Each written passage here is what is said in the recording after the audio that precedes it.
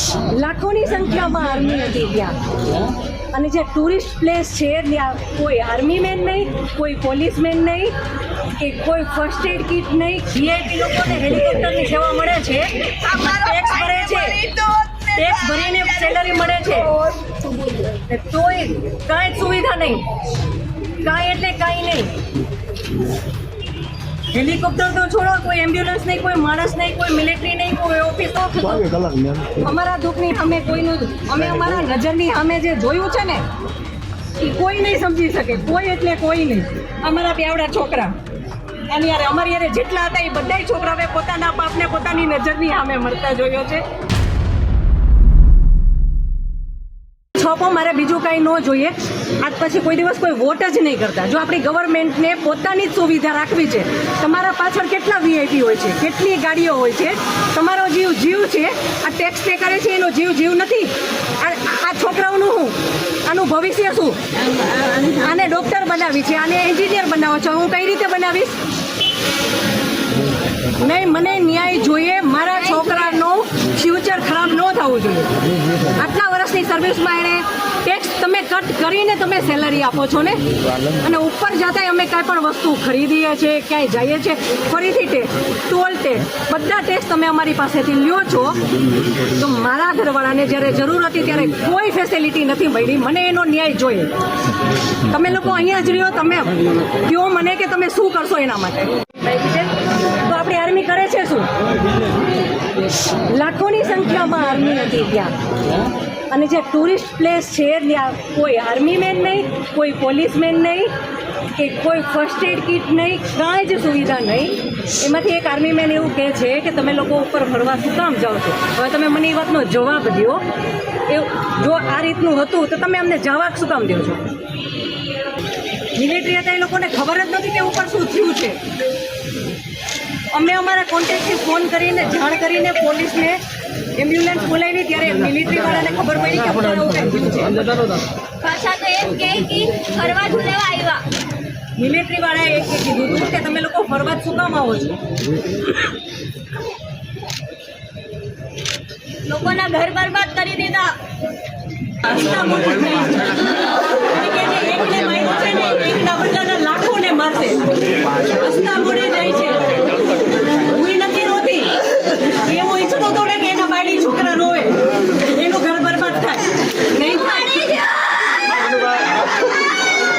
VIP લોકોને હેલિકોપ્ટરની સેવા મળે છે, ટેક્સ ભરે છે, ટેક્સ ભરીને સેલરી મળે છે, તોય કાંઈ સુવિધા નહીં, કાંઈ એટલે કાંઈ નહીં.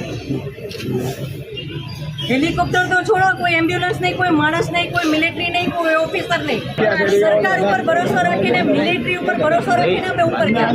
પ્લીઝ મિલિટરી અમને એવું કહે છે કે તમે લોકો ઉપર જાઓ છો તો કેમ ફરવા? હું તો એ કહું, એ ઓફિસરને પકડો અને એને કહો કે એનાથી આવું બોલાય કેમ?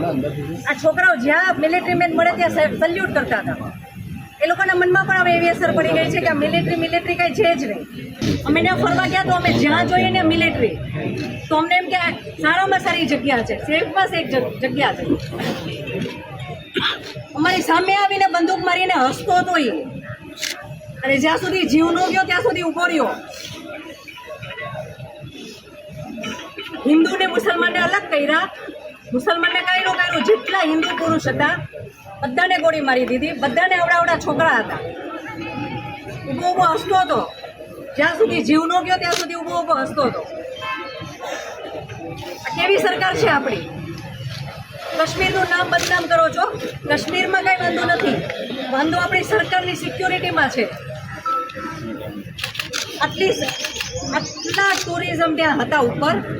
એક મિલિટરી મેન નહીં, કોઈ પોલીસ મેન નહીં, કોઈ ફેસિલિટી નહીં, કાંઈ જ નહીં. કોઈ મેડિકલ કેમ્પ નહીં, રસ્તાની સુવિધા નહીં.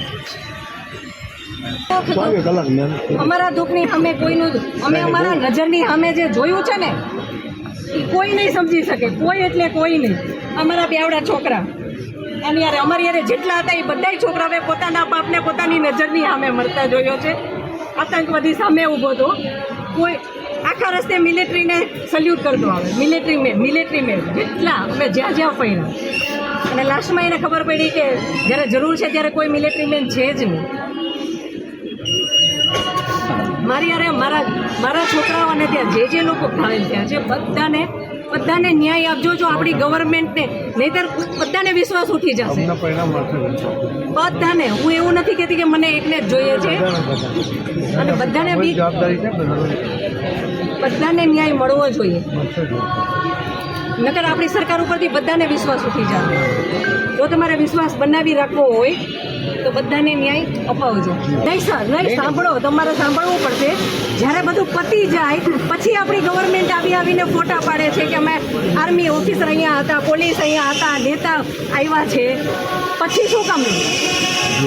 અને આર્મી ઓફિસર એવું કેમ બોલી શકે કે તમે લોકો ઉપર જાઓ છો શું કામ ફરવા? અને ત્યાં એક બોલ્યો તો બાકીના બધા સાંભળતા હતા, તો કોઈ કાંઈ ત્યારે કેમ ન બોલ્યું? અમે ત્યારે એમ બોલ્યા કે આર્મી મુર્દાબાદ, કે આર્મી હાય હાય, તો અમને પકડીને કેમ અંદર ફેંકી દે છે? તો પોતાનો ઓફિસર બોલે છે તો કોઈ મોઢામાંથી એમ કેમ ન બોલ્યો કે તમે આવું કેમ બોલો છો? મેનર્સ, બિહેવિયર તો આર્મી મેનમાં હોય એટલું બીજા કોઈના માં ન હોય. તમે લોકો જે ટ્રેનિંગ આપો છો એમાં આવું શીખવો છો? મને ન્યાય જોઈ. મારા એકના છોકરાઓને, મારા પતિ માટે નહીં, ત્યાં જેટલા લોકોની જાન ગઈ છે એ બધા માટે ન્યાય જોઈ. બધાના છોકરાઓનું ફ્યુચર હોવું જોઈએ.